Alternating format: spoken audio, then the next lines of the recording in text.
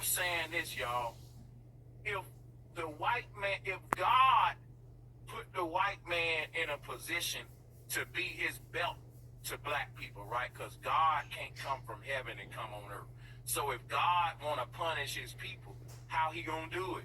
Where he gonna get another people and use them with his power, right? Now look, God. Shalom. First off, I want to start off with saying all praises, honor, and glory is due to Yahweh by Hashem El Shai. By Hashem HaKadosh, all praises to the world, cause God whose true name in Hebrew is Yahweh. By Hashem in the name of Yahweh Shai, being the name of the only begotten Son, double honors to the elders and apostles, great millstone. Peace and mercy to the hopeful elect, preaching his word in truth and sincerity on the brother Tazabah, the great millstone Arizona cap. And there you go with another unlearned word from a Christian, slow belly, old bottle that was never given the spirit to understand how the Lord really gets down. Right? Yes, the Lord uses the wicked because it says that.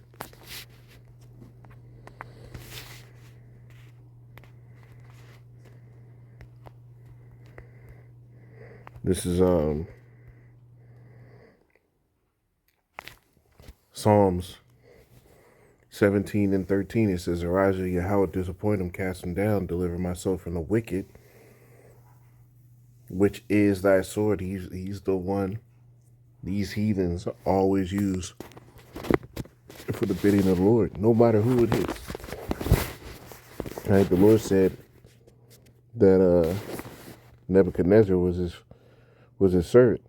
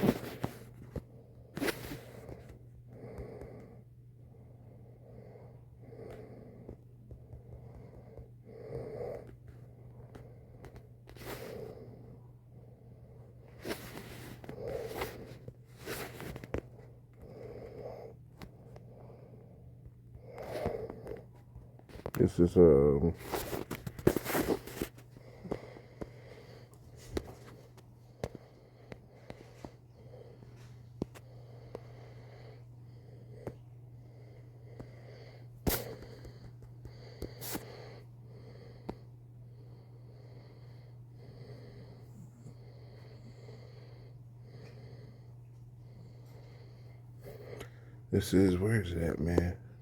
I've read it multiple times before. I can't remember how it was exactly said. But whatever. The scripture tell you that the Lord called Nebuchadnezzar his chosen. Right? Who he chose, because what? He chose him for a position to put the children of Israel in bondage. Right? It's no different from now. The Lord chose certain heathen to have the rulership over us, going back into the prophecies. And now we're at the end of that statute that's spoken of in Daniel, where Esau has the rulership again. Right? Where Esau has the rulership in these last days to that revised Roman Empire. And he was chosen for the Lord for that, man. The scripture talk about the anointed.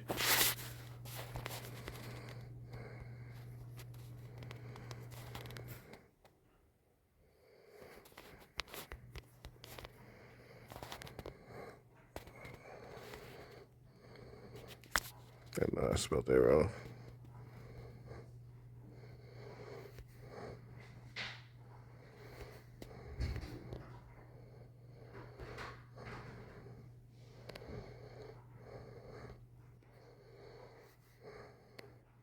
Get this. Where's that? This is Ezekiel 38 or 28 and I started 12. It says, "My son, take up the lamentation for Tyrus." And the modern day Tyrus is America, Babylon the Great. This is that chief place of buying and selling. It says, just like Tyrus was that. It says, "And say unto him, Thus say Yahweh power.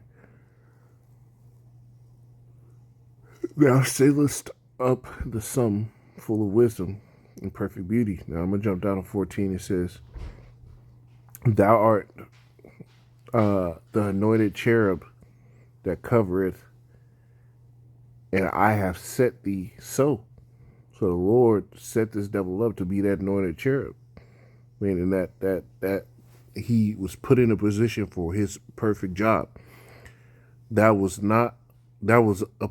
so like if thou was upon the holy mountain of the Most High, thou hast walked up and down in the midst of the stones of fire. Right? He was upon the holy mountain of the Most High. Where is the Lord's monument? In no other place but Israel. So it's telling you right there that this devil was anointed for a certain job. When you go into the New Testament,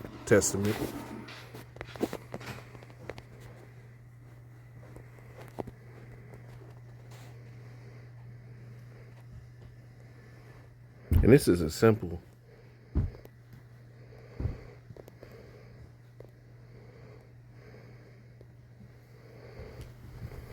This is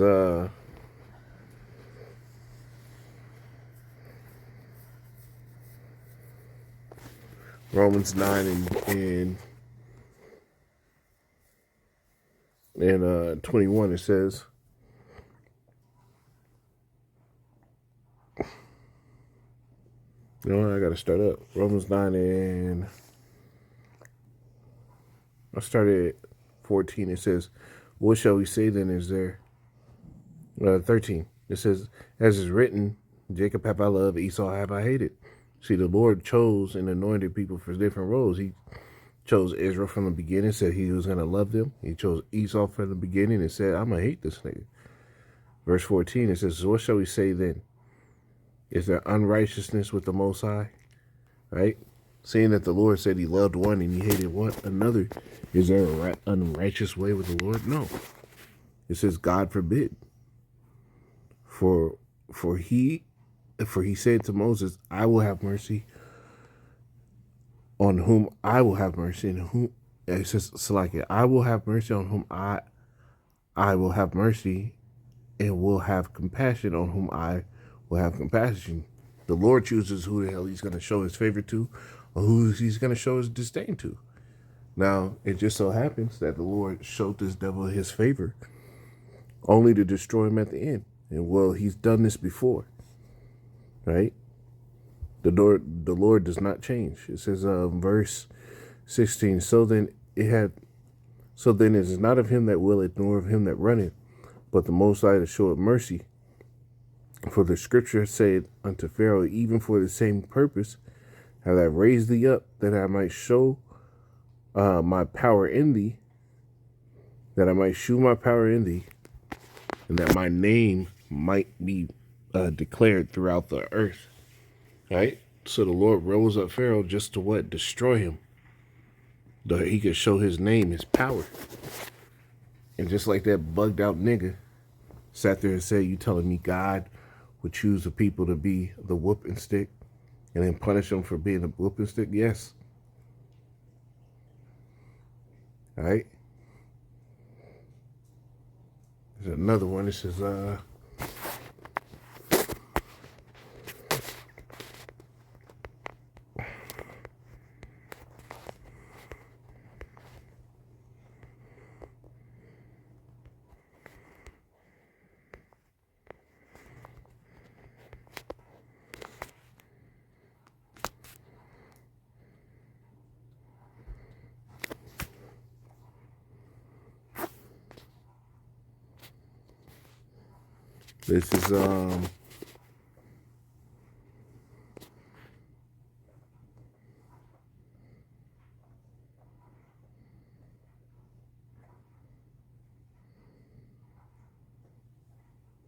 says that nation Kina, which will not serve thee, I will work on your because the nation will not punish thee, Yahweh.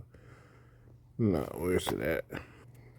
This is Jeremiah 25 and 12. It says, start up a little bit on this. Jeremiah 25, and it says 10. 9, it says, Behold, I will send and take all the families of the north, say Yahweh, and Nebuchadnezzar, the king of Babylon, my servant, and I will raise its succor, and I will bring them against this land, and against the inhabitants thereof, and against all these nations round about, and I will utterly destroy them, and make them an astonishment and a hissing and a perpetual desolation. Talking about the children of Israel. The Lord was going to send Nebuchadnezzar against us and all our surrounding cities. It says, moreover, I will take from them the voice of mirth and the voice of gladness, the voice of the bridegroom and the voice of the bride, the sound of the millstone and the light of the candle, meaning all those joyful present noises to let you know this is a people that are in prosperity. It says, and this whole land shall be a desolation and astonishment, and these nations shall serve the king of Babylon 70 years. All right, talking about in the time of Daniel, right? It says, and it shall come to pass, and in that time ended with King Darius, because he was the one who put out the commission for them to build the temple all over. It says, and it shall come to pass, when the 70 years are accomplished, I will punish the king of Babylon, and that nation, saith Yahweh, for their iniquity in the land of Chaldeans, and the land of the Chaldeans will I make a perpetual desolation. You see, the Lord rose these devils up only to punish them in the future. So, back in this,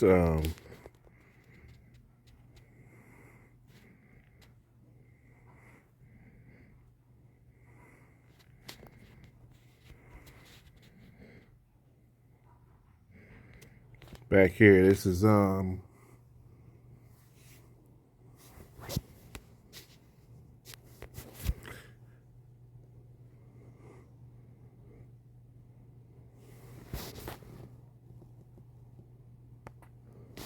where's it at? I was on it. It says,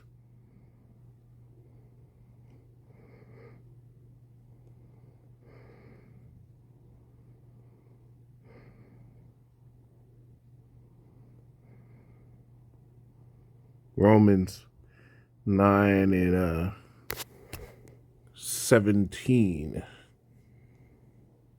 It says, for this purpose, say Yahweh, even for the same purpose have I raised thee up, that I might show my power in thee, and that my name might be declared throughout all the earth. Just like in the old times, the Lord rose up Pharaoh, got him to that high estate through generations and everything like that, just for the Lord to put him against his people and ultimately destroy these devils by drown them in the sea in a time of Pharaoh. Well, right now we're going to come to the time where the Lord is going to destroy these devils on earth for coming against his people in spiritual Sodom and Egypt. Spiritual Sodom, because this place is just filled with homosexuality, right? And spiritually Egypt, because this is a place where great bondage happened unto the children of Israel with rigorous labor, right? But the Lord can raise anybody up just to beat them down, because that's his power. You can't come against that, man. You just got to deal with it. So niggas don't have any understanding about what the scriptures are speaking about. I can use his power.